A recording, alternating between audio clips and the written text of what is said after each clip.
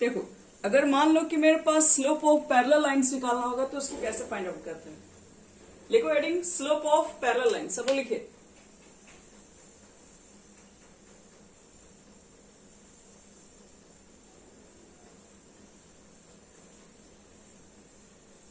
Parallel line के slopes के बारे में तो हम लोग इसके स्टेटमेंट ये बोलते हैं, इफ लिख दो, two non vertical line, if two non-vertical lines are parallel, if two non-vertical lines are parallel, if and only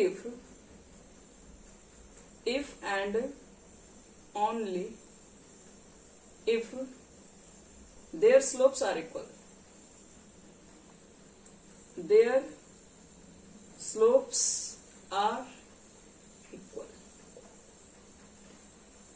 यानी कि आपके पास अगर दो नॉन वर्टिकल लाइन से अगर वो पैरेलल है तो ये तभी पॉसिबल है जब उनके स्लोप इक्वल होंगे।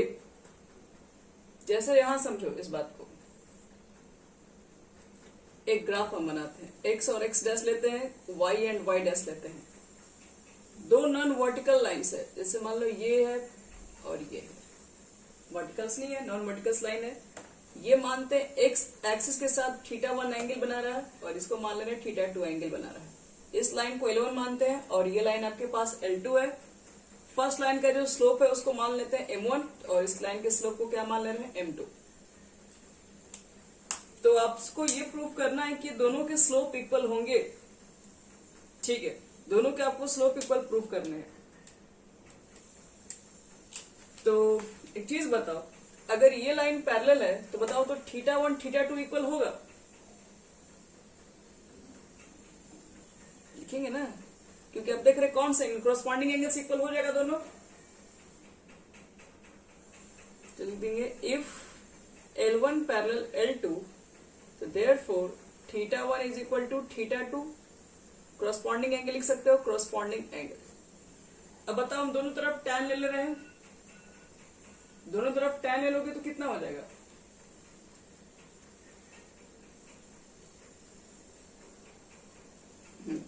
tan θ2।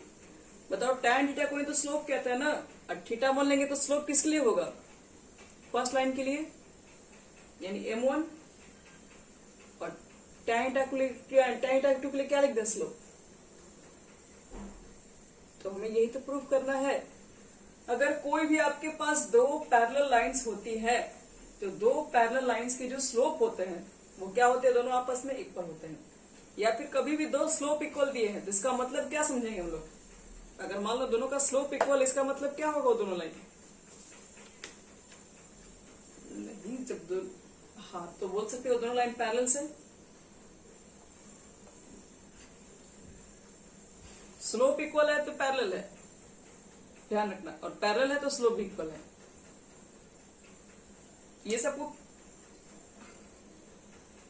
हाँ, इंटरसेक्शन भी सेम होगा तभी तो पैरेलल होंगे। हो गया बच्चे लोग यहां तक सबका?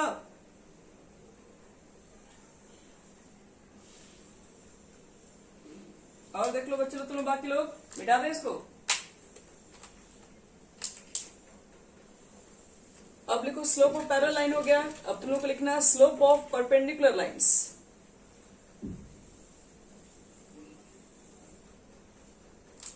Slope of perpendicular lines.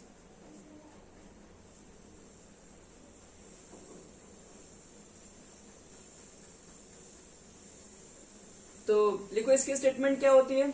लिखो तो, if two non vertical if two non-vertical lines which slope M1 and M2, if two non-vertical lines which slope M1 and M2 are perpendicular if and only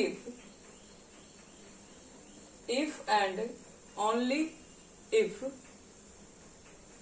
m1 into m2 is equal to -1। कह रहा है कि अगर मान लो कि तुम्हारे पास दो लाइनें हैं, ठीक है, दोनों नॉन वर्टिकल्स हैं, लेकिन वो दोनों लाइनें जो है वो आपस में परपेंडिकुलर है, वो आपस में जहां पर इंटरसेक्ट कर रही है वो परपेंडिकुलर इंटरसेक्ट कर रही है। तो आपको प्रूफ करके बताना ये चीजें हैं कि जो दोनों की जो स्लोप होंगी, स्लोप का जो उसका प्रोडक्ट होगा उसका वैल्यू -1 होगा। अब इसको देखो कैसे प्रूफ करेंगे, इसको भी ध्यान समझना। सब लोग नोट कर लिए?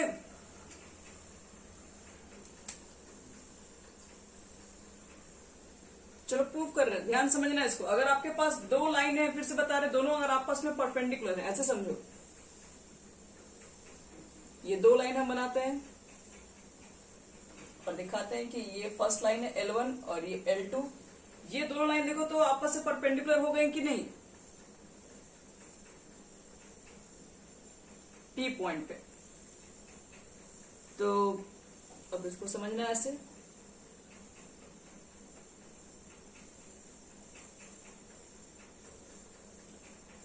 तो देखो तो बच्चे लोग, हम इसको θ1 लिख दे रहे हैं, इसको θ2 लिख दे रहे हैं।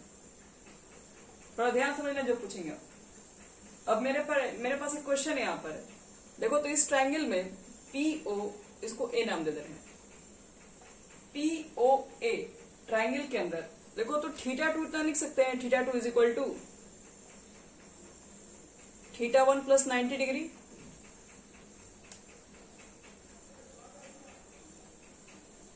देखो बच्चे लोग, लिखा जा सकता है या नहीं?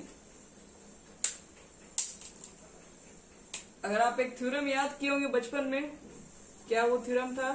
जो एक्सटीरियर एंगल इक्वल होता है, जो एक्सटीरियर होता है, हाँ, एक ट्रायंगल के अंदर जो एक्सटीरियर एंगल है वो sum of two opposite interior angles होता है। तो θ2 इज इक्वल टू, इसके सामने यही ना है अपोजिट इंटीरियर एंगल्स, तो θ1 प्लस 90 लिख सकते हैं। तो अब चीज मुझे क्या बताओ, अब हम दोनों तरफ क्या ले रहे हैं? tan ले रहे हैं। अगर हम दोनों तरफ tan ले लेते हैं, यहाँ पर tan θ2 हो जाएगा, इसको हम पहले लिख दे रहे हैं 90 को, tan 90 प्लस θ1। समझना ध्यान से, tan θ को तो छोड़ दे रहे हैं वैसे। tan 90 प्लस θ कितना होता है, किसको मालूम है? tan 90 degree plus θ,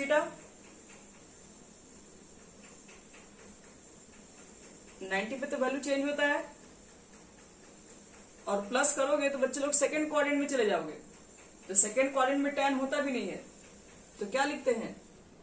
minus cot θ1 लिख सकते हैं, बोलो सब लोग।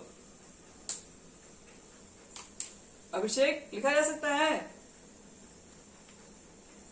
tan 90 डिग्री प्लस θ को?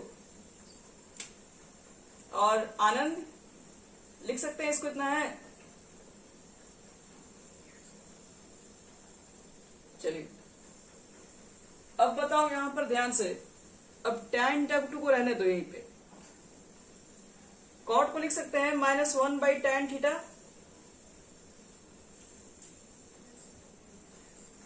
क्रॉस मल्टीप्लीकेशन करोगे तो क्या आ जाएगा? tan θ1 into tan θ2 is equal to -1 होगा। और tan θ1 के लिए क्या लिख सकते हैं? तो स्लोप लिख सकते हैं उसके लिए m1, इसके स्लोप को मानना पड़ेगा ना m1। और tan θ2 है तो इसके स्लोप को क्या रिप्रेजेंट कर देंगे? m2 से। प्रूफ हो गया बच्चे लोग? ये नहीं प्रूफ करना था आप लोगों को।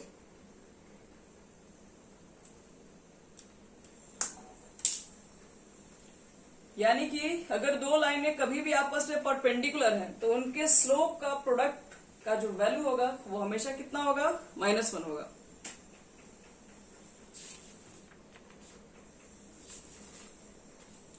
क्लियर हो गया ये सबका?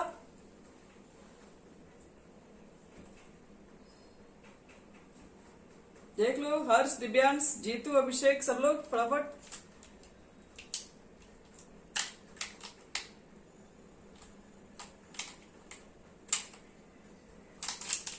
ये देखो, जो एक्सटीरियर एंगल इक्वल होता है वो sum of to interior angles के इक्वल होता है, हम लिख दिए हैं, ठीक है। और दोनों तरफ tan ले लिए हैं, तो इसको तो ऐसे नोट कर दिया और tan 90 प्लस थीटा हो जाता है माइनस कॉट थीटा। तो इसके बदले में माइनस कॉट थीटा लिख दिया और कॉट थीटा इक्वल टू क्या होता है 1/tan थीटा। तो 1/tan रख दिया गया है और इसको क्रॉस मल्टीप्लीकेशन कर देंगे तो ये इधर चला के प्रोडक्ट हो जाएगा। तो बस tan थीटा को स्लोप कहते हैं, m1 कहते हैं, tan थीटा को m2 कहते हैं। तो दोनों का स्लोप का प्रोडक्ट हो गया -1। ठीक है बच्चे लोग, याद रहेगा दोनों कंडीशन। मिटा रहे ऊपर से हम।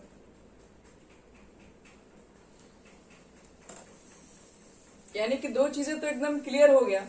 अगर दो लाइन अगर आपस में पैरेलल है तो दोनों का स्लोप क्या लिख देंगे? क्या यही बताया है? हाँ, इफ L1 पैरेलल L2 है तो क्या लिख देंगे? M1 is equal to M2।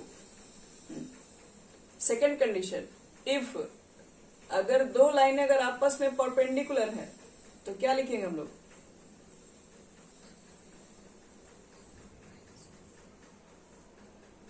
ठीक है, तो इसको एक जगह नोट करके बढ़ते हैं अब आगे। इस पे क्वेश्चन हम दे दे रहे हैं।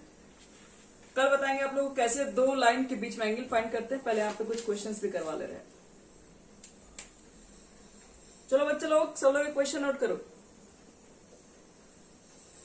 लिखो तो so that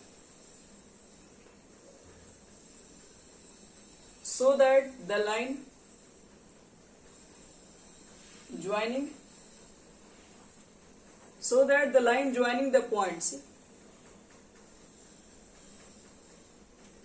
2, -3 and -5, 1 is parallel to the line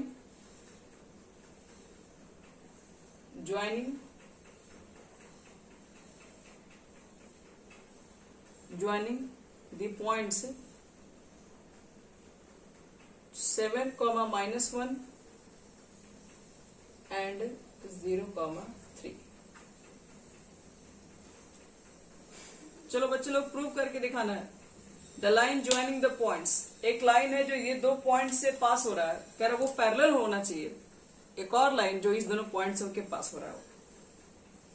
तो बताओ पैरेलल के लिए क्या दिखाना पड़ेगा बच्चे लोग?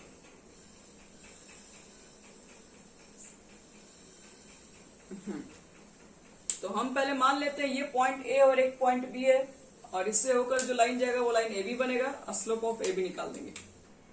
पहले मान लेना लेट ए बी